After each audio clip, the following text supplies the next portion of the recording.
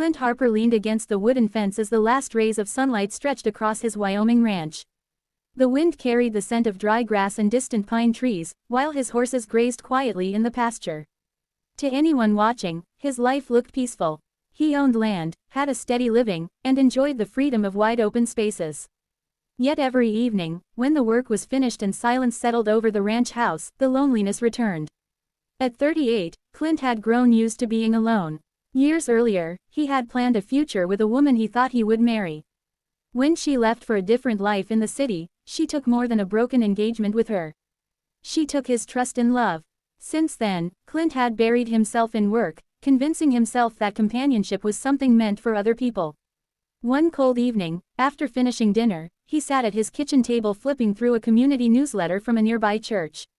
Most of the articles didn't interest him. Then he noticed a small announcement about a letter exchange program designed to connect people from different towns. Participants would exchange handwritten letters and build friendships through correspondence. Clint nearly laughed. In a world of phones and computers, who wrote letters anymore? Still, something about the idea lingered in his mind. Perhaps it was because the house felt especially empty that night. Perhaps it was because he was tired of hearing only his own thoughts. Before he could talk himself out of it, he filled out the form and mailed it. 2 weeks later, he found an envelope in his mailbox. The handwriting was elegant and neat. His heart beat unexpectedly faster as he opened it. Dear Mr. Harper, my name is Eleanor Brooks. I live in a small town in Oregon and work as a librarian. I've never written to a cowboy before, so I hope you'll forgive any awkwardness. I'd love to hear about your world and what life is like on a ranch. Sincerely, Eleanor. Clint read the letter twice before smiling. There was something warm about her words. That evening, he sat down and replied. He told her about the ranch, the horses, the endless skies, and how the mountains turned gold at sunrise. He expected the exchange to be brief. Instead, her reply arrived a week later. Then another, and another. Soon, letter writing became part of his routine. Every Friday he checked the mailbox with anticipation. Every Friday he hoped to see her handwriting. As months passed, their conversations deepened. They moved beyond polite introductions and began sharing pieces of themselves. Eleanor told him about her childhood love of books and how she spent rainy afternoons reading by the window. She described the small library where she worked and the joy she felt helping children discover stories. Clint shared memories he rarely spoke about. He wrote about growing up on the ranch, losing his father young, and learning responsibility before he was ready. For the first time in years, he felt understood. One evening he hesitated before writing something deeply personal. For years he had secretly written poetry. No one knew, not even his closest friends. He expected Eleanor to find it ridiculous. Instead, her response arrived days later. The strongest men often carry the gentlest hearts. Never be ashamed of that. Clint folded the letter carefully and carried it in his pocket for weeks. The seasons changed. Winter melted into spring. Spring gave way to summer. Their letters became longer. Sometimes 20 pages. Sometimes more. They spoke about hopes, fears, regrets, and dreams. It amazed Clint how someone he had never met could know him so completely. There were moments when he caught himself thinking about Eleanor throughout the day. When fixing a fence, he wondered what story she might be reading. When watching a storm roll across the prairie, he imagined describing it to her. When something funny happened on the ranch, she was the first person he wanted to tell. One evening he sat on his porch reading her latest letter. She had written, "Sometimes I think friendship arrives when we need it most. Before writing to you, I didn't realize how lonely I had become." The words stayed with him. Because he felt exactly the same. Months later, Clint admitted something to himself he had been avoiding. He was in love, not with a photograph, not with an idea, but with the woman whose thoughts filled those letters. Still, he kept his feelings private. Fear whispered questions. What if she didn't feel the same? What if reality ruined everything? Meanwhile, Eleanor wrestled with similar emotions. Each letter from Wyoming became the highlight of her week. She reread them before bed. She smiled at memories only the two of them shared. And she wondered whether Clint's heart was beginning to mirror her own. One autumn morning, nearly a year after their first letter, Eleanor decided she could no longer hide behind paper. She wrote, "Dear Clint, I think we've hidden behind letters long enough. My aunt lives in Denver, and I'll be visiting next month for the Harvest Festival. If you'd like, perhaps we could finally meet. Yours, Eleanor." Clint nearly dropped the letter. His pulse raced. He read it again, then again. The idea excited him, and terrified him. What if she was disappointed? What if the connection disappeared in person? But another thought quickly replaced those fears. What if it didn't? His reply was simple, yes. The next few weeks felt endless. For the first time in years, Clint found himself caring about what shirt he wore. He even got a haircut. His ranch hands teased him mercilessly. "You nervous?" one asked. Clint shook his head, then paused, terrified. The day finally arrived. Denver buzzed with activity as festival crowds filled the streets. Clint parked his truck and walked toward the old fountain where they had agreed to meet. His heart hammered against his ribs. He spotted her immediately. A woman stood beside the fountain holding a book. Chestnut hair, kind eyes, a gentle smile. She looked up. Their eyes met. Time seemed to stop. For a moment neither moved. A year of letters suddenly stood before them in human form. Then Eleanor smiled. The same smile he had imagined countless times. Clint approached. "So you're real," he said. She laughed softly. "I was about to say the same thing." The nervousness vanished almost instantly. Conversation flowed naturally, as though they had known each other forever. Because in many ways, they had. They spent the day exploring the festival. They laughed over silly games, shared meals, talked endlessly. The connection from the letters remained intact. In fact, it felt stronger. By sunset they sat together on a bench overlooking the city. Neither wanted the day to end. Then Clint noticed something. Eleanor seemed unusually quiet, nervous. She stared at her hands. "There is something I haven't told you." His expression softened. "What is it?" She reached into her purse and removed a folded document. "Before you read this, please know I wanted to tell you sooner."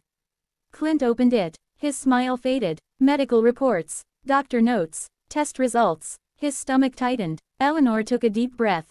"6 months ago, I was diagnosed with a heart condition." The words landed heavily between them. She looked away. "The treatment is helping. The doctors are optimistic. But when I first found out, I was scared." Clint remained silent, not because he was angry. Because his heart ached for her. "I didn't tell you because I didn't know how serious it would become." Tears gathered in her eyes. "And then I became afraid." "Afraid of what?" "Afraid you'd leave." The vulnerability in her voice nearly broke him. He reached for her hand. "Eleanor." She looked up. "You should have told me." A tear slipped down her cheek. "I know, but not because I would leave." Confusion crossed her face. "Because I would have wanted to help." More tears followed. Clint squeezed her hand gently. "You think this changes how I feel?" She couldn't answer. "You've become one of the most important people in my life." The relief on her face was immediate. Months of fear seemed to dissolve. For the rest of the evening, they talked honestly. No walls, no secrets, no pretending. When they finally said goodbye, both understood something had changed. The relationship had become real. Over the following months, they visited each other regularly. Clint traveled to Oregon. Eleanor came to Wyoming. The distance remained difficult, but they made it work. Each goodbye was painful. Each reunion felt precious. As winter approached, Eleanor's treatments continued. Some days were good, others were exhausting. During difficult weeks, Clint called often. He listened, encouraged her, reminded her she wasn't facing anything alone. One snowy evening, Eleanor sat beside her living room window feeling particularly discouraged. The latest treatment had left her tired. Fear crept into her thoughts. What if the future she dreamed of never happened? A knock sounded at the door. Confused, she opened it. Clint stood there holding flowers.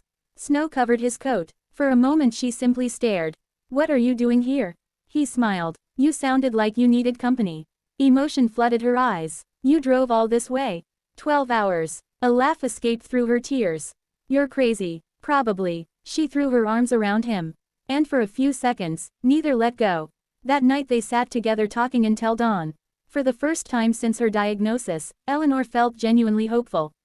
Months passed. Spring arrived once more. Doctors reported encouraging news. The treatments were working. Her condition had stabilized. The future suddenly seemed brighter. One evening Clint stood outside the library where Eleanor worked. The setting sun painted the sky orange and pink. His heart pounded. Inside his pocket rested a small velvet box. When Eleanor stepped outside, she immediately noticed his expression. "What is it?" Clint took a deep breath. "I've spent 2 years writing letters to you." She smiled. "I know. I've shared my dreams. Yes. My fears. Yes. My heart." Her eyes filled with tears. Slowly, Clint knelt on one knee. People walking nearby stopped to watch. Neither noticed. He opened the box. A ring sparkled in the evening light. But there is one thing I never managed to fit inside an envelope. Eleanor covered her mouth. Tears streamed down her face.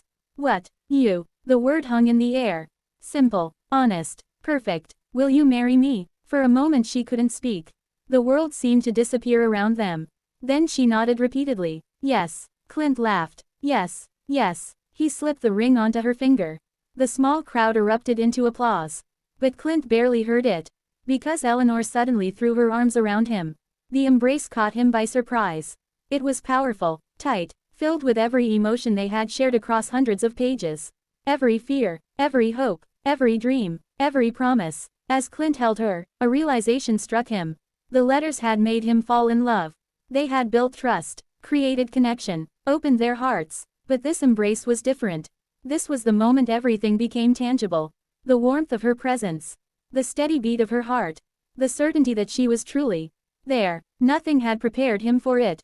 Nothing. Months later, family and friends gathered at Clint's ranch for their wedding. The ceremony took place beneath a wide Wyoming sky. Wildflowers decorated the aisle. Horses grazed peacefully nearby. The setting felt simple, authentic, perfect. As Eleanor walked toward him in her wedding dress, Clint felt emotion tighten his throat. He thought about the lonely night he had almost ignored a church newsletter. He thought about the first letter. The first smile. The first meeting. The first embrace. One small decision had changed everything. When Eleanor reached him, she smiled through tears. The same smile that had first appeared in elegant handwriting years earlier. Their vows were heartfelt and sincere. Promises not only of love but of friendship. Of loyalty. Of standing together through whatever life brought. When they exchanged rings, applause echoed across the ranch. Then came their first kiss as husband and wife. As the sun began setting, painting the prairie gold, guests celebrated around them. Music filled the air. Laughter drifted across the fields. For a moment, Clint stepped away from the crowd to catch his breath. A familiar voice spoke behind him. Excuse me, husband. He turned. Eleanor stood there holding an envelope. He laughed immediately. Seriously. She grinned. Open it. He carefully unfolded the paper inside. The handwriting was as familiar as his own. Dear Clint, thank you for answering a stranger's letter. Thank you for seeing my heart before you ever saw my face. Thank you for staying when fear convinced me you would leave. Thank you for proving that love is not built in grand moments but in thousands of small choices made every day. Most of all, thank you for giving me a future I was once afraid to believe in. Forever yours, Eleanor. By the time he finished reading, his vision had blurred. He looked up. She was crying too. Without a word, he pulled her into his arms. The embrace felt just as powerful as the first one. Perhaps even more, because now it carried the weight of promises fulfilled. The weight of a future shared. As stars began appearing above the Wyoming sky, Clint held the woman who had once been nothing more than ink on paper. A woman who had become his best friend. His greatest blessing. His wife. And standing there beneath the endless heavens, Clint understood a truth he would carry for the rest of his life. Sometimes love begins with a glance across a crowded room. Sometimes it begins with a chance meeting. But sometimes, when fate is especially kind, it begins with a single letter from a stranger. And if you're brave enough to answer, it can lead you to the one embrace that steals your heart forever.